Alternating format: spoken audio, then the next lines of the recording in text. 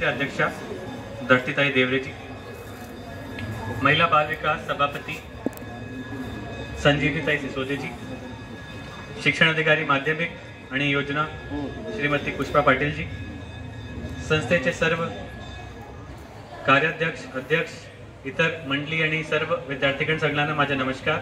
शिक्षकांना सुद्धा आपण सगळे आज एक खूप महत्त्वाचे विषयावर आपण इथे जमलेलो आहोत. मला वाटतं मागच्या महिन्यामध्ये 4 तालुक्यामध्ये खूप चांगल्या पद्धतीने वैज्ञानिक प्रदर्शन झाला. विविध प्रकारचे प्रोजेक्ट्स आपण बघितलो आणि मला खूप आवड असते. मगाशी मी जुळ्याला गेलो होतो सैनिकी विद्यालयाला, तिकडे जवळजवळ 1.5 तास संपला होता, तरी पण प्रोजेक्ट्स अर्धेच झाले होते.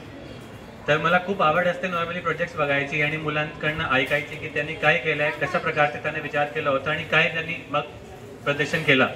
पण आज थोडा उशीर वेळ कमी असल्यामुळे मी जास्त बघू शकलो नाही. पण मला एक फक्त सूचना द्यायची होती शिक्षण अधिकारी आणि आयोजक मंडळीला की जे आपले तालुका स्तरावरचे प्रोजेक्ट्स आहेत आणि जिल्हा स्तरावरचे आहेत त्याची सगळ्याची जर एक राईटअप तयार केला, एखाद्या शिक्षकांना 2-3 लोकांची समिती करून सगळ्यांचे एक फोटो आणि त्याचे राईटअप 2-2, 4-4 ओळीचा, तरी आपल्याला काही प्रोजेक्ट्स जे स्टार्टअप करू शकतो त्याचे आपण तसे प्रोजेक्ट शोधून आपल्याला त्यांना पुढे आपण घेऊन जाऊ शकतो. तरी तसं एक राईटअप आपण लगेच तयार करूया. आज आणि उद्यामध्ये सगळ्यांनी थोडक्यात फोटोज काढायचे, माहिती मुलांकडनंच घ्यायची, त्यांच्याकडनं लिहून घ्यायची आणि मग आपण एक कंपॅन्डियम करून त्याच्या पुढे कसं आपल्याला नियोजन करता येईल तो आपण बघू. पण तेव्हापर्यंत विज्ञान प्रदर्शनीमध्ये कशासाठी महत्त्वाचे आहे ते सगळ्या मुलांना माहीतच आहे. आता मी वारंवार सांगत नाही, पण जसं आता माझ्या इंट्रोडक्शनमध्ये पण सांगितलं की जेव्हा मी गडचिरोलीला होतो तेव्हा फिरती प्रयोगशाळा आम्ही एक तयार केलं होतं. त्याचा उद्देश खूप सोपा होता की मुलांच्या मनात एक वैज्ञानिक शोध भावना निर्मिती झाली पाहिजे. त्यांच्या मनात असे प्रश्न उत्पन्न झाले पाहिजे की जर तुम्ही तुमच्या जवळ बघत असाल. जेव्हा मी आता काल एक शाळेला गेलो होतो, मी त्यांना विचारलो की आपण स्वतः माणूस काय घेतो, माणूस ऑक्सिजन घेतो आणि वृक्ष झाड काय घेतो, झाड कार्बन डायऑक्साईड घेतो आणि ऑक्सिजन देतो. तर ही सगळी जी बाब आहे ते आपल्याला वैज्ञानिक जेव्हापर्यंत आपला भाव निर्मिती होत नाही तेव्हापर्यंत आपल्याला ही सगळी बाबी आपल्याला कळत नाही आणि ते सगळे प्रश्न सुद्धा आपल्या मनात निर्माण होत नाही. जेव्हा आम्ही गडचिरोलीला तो प्रोजेक्ट इम्प्लिमेंट केलो तेव्हा मी मगाशी पण सांगितलं होतं आम्ही असाच म्हणजे काही जास्त शोध न करता आम्ही तो प्रोजेक्ट निर्मिती केलो आणि निर्मिती केल्यानंतर इम्प्लिमेंट केल्यानंतर आम्हाला कळत नव्हता, माहिती पडत नव्हती की तो प्रोजेक्ट यशस्वी राहणार की नाही. तरी पण आम्ही केलो आणि मग एकदा एक शाळेला आम्ही इम्प्लिमेंट केलो. 4 दिवस तिकडे ती प्रयोगशाळा ठेवलो आणि 4 दिवसानंतर जेव्हा मी परत गेलो तिकडे तेव्हा मला एक शिक्षकांनी सांगितलं की साहेब एक मुलीने असं विचारलं की हा जे फॅन आहे हा फक्त क्लॉकवाईज का फिरत आहे, अँटी क्लॉकवाईज काय नाही. तो मी त्यांना म्हटलो की असा प्रश्न तो माझ्या मनात पण कधी निर्माण नाही झाला. पण हीच आहे एक वैज्ञानिक शोधची भावना जी सगळ्यांसाठी खूप महत्वाची आहे. जर आपण आपल्या स्वतःच्या भारताच्या संविधान बघितलो तर संविधानमध्ये पण एक खूप मोठी एक आर्टिकल आहे, त्यामध्ये खूप स्पष्टपणाने लिहिलं आहे की इट इज आवर रेस्पॉन्सिबिलिटी, आपल्या भारताची प्रत्येक माणसाची जबाबदारी आणि म्हणून शिक्षकाची जास्त जबाबदारी आहे. कारण मी नेहमी सांगतो की माणूसाच्या वर शिक्षक आहे माझ्यासाठी, तर शिक्षकाची अजून जास्त महत्व आहे, त्याची जास्त जबाबदारी आहे की त्यांनी त्यांच्या मुलांमध्ये एक सायंटिफिक टेम्पर, वैज्ञानिक शोधची भावना निर्माण केली पाहिजे, जेणेकरून आपले मुलं पुढे जाऊन जर त्यांना कुठे सहकार्य नाही मिळाला तरी पण आज इंटरनेटच्या जगात भरपूर माहिती उपलब्ध आहे. जर फक्त त्यांना दिशा चांगली मिळाली तर स्वतःहून सगळी माहिती घेऊन ते पुढे जाण्यामध्ये सक्षम आहेत आणि त्यांना सगळी माहिती ऑनलाईन मिळू शकते. तर सगळे शिक्षकांना माझी बळत विनंती राहील की आज आपण जे प्रयोगशाळा घेत आहोत ती तर चांगलीच आहे, पण तशी प्रयोगशाळा नेहमीच राहिली पाहिजे. कुठे ना कुठे तुम्हाला शाळा स्तरावर, वर्गा स्तरावर तुम्हाला विविध प्रकारचे उपक्रम असे केले पाहिजे जेणेकरून मुलांमध्ये एक चांगली भावना निर्माण होईल, त्यांना त्यांच्या मनात विविध प्रकारचे प्रश्न निर्माण होईल.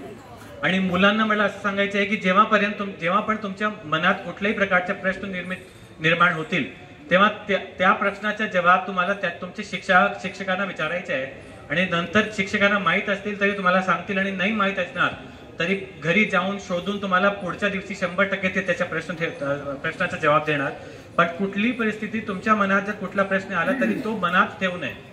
तो प्रश्न 100% कोणाला तरी विचारा, शिक्षकांना नाही तर पालकांना विचारा, पालकांना नाही तर इंटरनेटला विचारा, पण कोणाला तरी तो प्रश्न विचारा जेणेकरून तुमची जी जिज्ञासा आहे, तुमची जी जिज्ञासू प्रवृत्ती आहे त्यांना वाव मिळाला पाहिजे, ती अजून वाढली पाहिजे, ते कमी नाही झाली पाहिजे. तरी सगळ्यांना माझी कळकळीची विनंती आहे की तुमचे जवळ जी पण कालावधी घडत आहे त्यामध्ये प्रत्येक गोष्टीमध्ये विज्ञान आहे आणि त्यामध्ये प्रत्येक गोष्टीमध्ये विज्ञान शोधण्याची जबाबदारी आपली आहे. तरी सगळ्यांना माझी विनंती आहे, शिक्षकांना, विद्यार्थीगणांना आणि सगळे पालकगणांना सुद्धा, की सगळ्यांनी चांगली पद्धतीने विद्यार्थ्यांमध्ये एक वैज्ञानिक शोधची भावना निर्माण करण्यामध्ये आमच्या सहकार्य करायचे आहे. आता फक्त आपण सुरुवात करतोय. बहुतेक मला वाटतंय की आपण याच्यामध्ये पुढे वैज्ञानिक वाव कसा मिळू शकतो आपल्या शाळांना, त्याच्यासाठी पुढे 1-2 नियोजन आपण करणारच आहोत. आता 26 तारखेला एक खूप लहान उपक्रम आहे, ते 5000 मुलांसाठी आपण आपल्या जिल्ह्याचे त्यांना बलून कार्ड निर्माण करण्याचे एकच दिवसाचे कार्यक्रम आपण घेणार आहोत.